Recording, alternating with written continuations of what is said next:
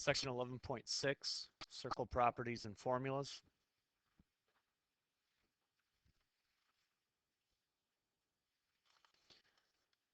Radius of a circle is the segment from the center of the circle to any point on the circle. Diameter is the segment that passes through the center of the circle with endpoints on the circle. There's a direct relationship between diameter and radius. Radius is half the diameter, or diameter is 2 times the radius. So in this picture here, we have this segment right here, which represents the radius of a circle. Again, the radius has endpoints at the center and on the circle.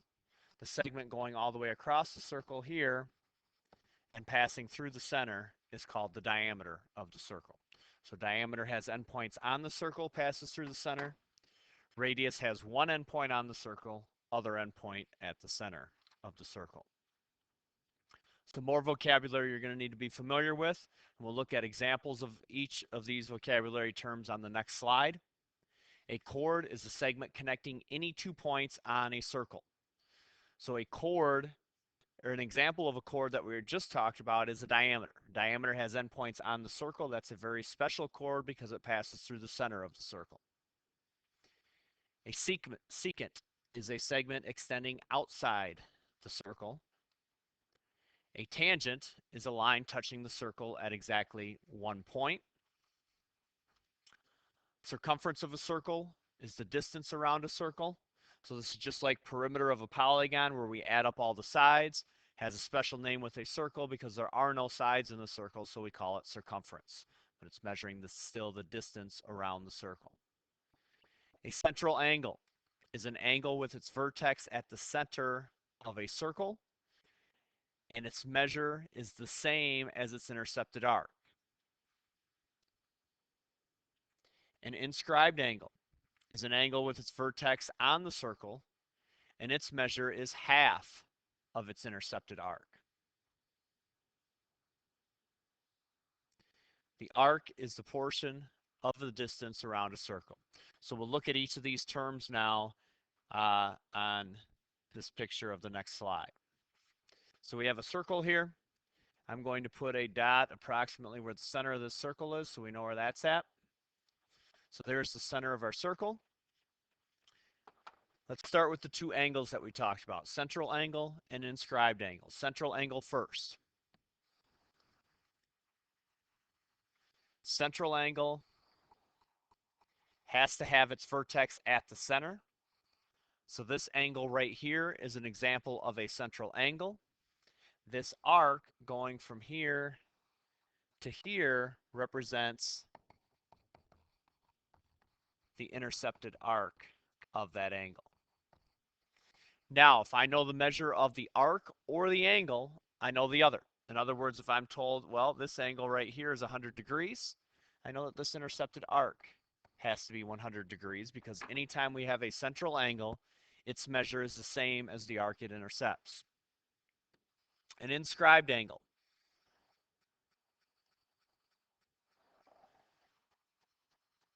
An inscribed angle has vertex on the circle.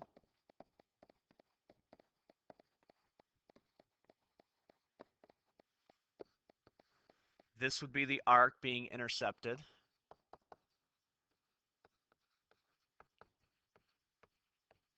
By that angle. If that intercepted arc we're told is 50 degrees, then I know the inscribed angle has to be half of that is 25 degrees. So there are direct relationships between central angles and inscribed angles and the arcs that they intercept. A central angle is equal to the arc, an inscribed angle is equal to half of the arc. A tangent line.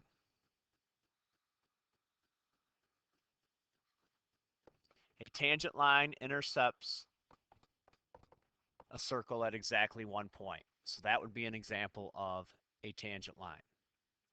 A chord is a segment that has endpoints on the circle.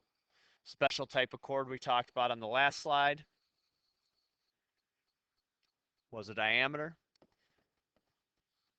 That's a special chord because it passes through the center. There's an example of another type of chord. And the last one was a secant line. I just use these 2 points which are already on the circle. A secant line intersects the circle in 2 spots. So those are examples of all the terms that we talked about on the previous slide. Formulas that you must know. These formulas will not be given to you on the ACT. You have to know these formulas. Using them is not difficult. It's committing them to memory and knowing what they are that's going to be the hard part. Diameter, we know, is twice the radius. Circumference is 2 pi r, or pi times diameter. You don't have to memorize both, one or the other. I use pi times diameter just because it's shorter. Area is pi r squared. We know the radius. We can easily find the area of a circle. Those 3 formulas you have to know. Looking at a couple of examples here. Find the area and circumference for each circle. Let's start with area.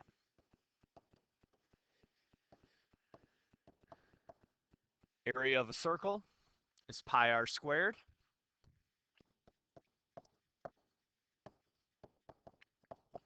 Radius of this circle we're given as 5. Follow order of operations, do the exponent first. 5 squared is 25.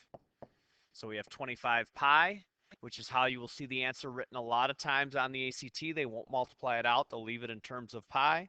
If we do multiply that out on the calculator, we get about 78.5 centimeters squared. It's an area. Remember, area measures are always in square units. Circumference.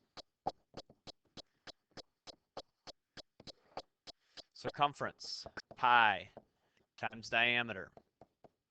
If the radius of this circle is 5 units, we know the diameter has to be twice that, so 10 units. So the circumference is 10 pi, which is about 31.4 centimeters. It's not an area measure. It is a linear measure, so it's just in regular units.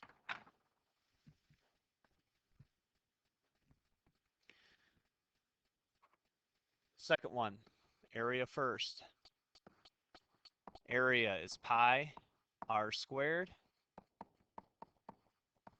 Radius is 6 units. Diameter is 12. We know radius is half of that. So pi times 6 squared. 6 squared is 36, so we have 36 pi. 36 pi, plug into your calculator, is about 113.1 square feet.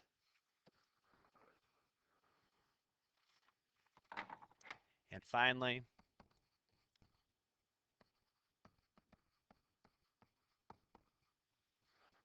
circumference, pi times diameter. Diameter is given as 12. So the circumference is 12 pi. Plug that into your calculator, about 37.7 feet.